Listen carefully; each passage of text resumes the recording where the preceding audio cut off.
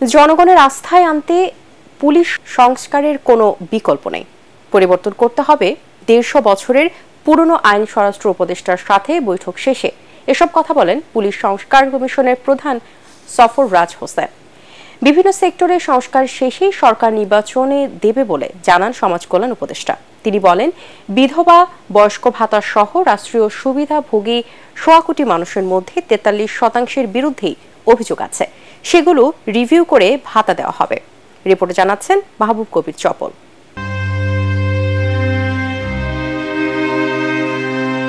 ছাত্র জনতার আন্দোলনে পুলিশকে ঝুলিয়ে মারার এই দৃশ্য নানা প্রশ্নের জন্ম দিয়েছে। পুলিশের উপর মানুষের কেন এত ক্ষোভ? কেন মানুষ আইন হাতে তুলে নিচ্ছে? কেনই বা পুলিশের উপর জনগণ আস্থা হারিয়েছেন? তা নিয়ে শুরু হয়েছে পর্যালোচনা। এই বাহিনীকে ঢেলে সাজাতে সংস্কার কমিশন গঠন করেছে সরকার। কমিশনের প্রধান সাবেক সচিব সফররাজ হোসেন সচিবালয়ে বৈঠক করেন স্বরাষ্ট্র উপদেষ্টার সাথে। পুলিশের মনোবল ফিরিয়ে আনতে বেশ কিছু পরামর্শ দেন তিনি। বলেন, 1861 সালের আইন দিয়ে পুলিশের আধুনিকায়ন কঠিন, বদলাতে হবে অনেক কিছু।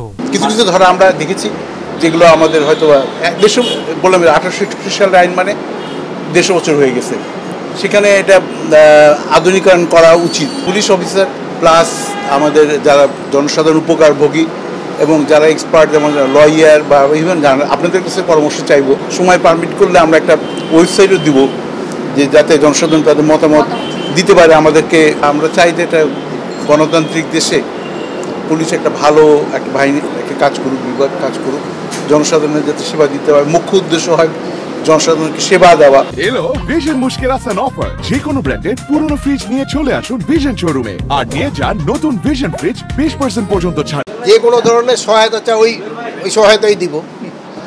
এখন এই ভাই যেটা চাবে ওইটা দিব। পুলিশ সহ 6টি সংস্কার কমিশনের কাজ শেষে নির্বাচন দেয়া হবে বলে জানান সমাজ কল্যাণ উপদেষ্টা। নির্বাচনের দিকে যাবে কি করে সংস্কার ছাড়া? কি অদ্ভুত প্রশ্ন।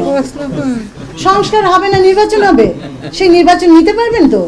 এ সময় তিনি বলেন, রাষ্ট্রীয় ভাতাভোগী 1,20,00,000 মানুষের মধ্যে 43% পাওয়ার যোগ্যতা রাখেন কিনা সেই প্রশ্ন উঠেছে। তাদের বিষয়ে পর্যালোচনা শেষে ভাতা দেওয়া শুরু হবে। 43% ইনক্লুশনে ত্রুটি, অর্থাৎ আমি কাকে ইনক্লুড করলাম, যারা ইনক্লুড হয়েছে তারা আসলে হওয়ার উপযুক্ত না। রাইট। আমার ফাইন্যান্সিয়াল উপদেষ্টা আমাকে বলে দিয়েছে যে এই ত্রুটি, কারণ এটা ওদের কাছেও চলে গেছে যে এই ত্রুটি আছে, এই ত্রুটি ঠিক করতে হবে, নইলে সেফটি নেটের এই টাকা তো আমরা দিতে পারবো না।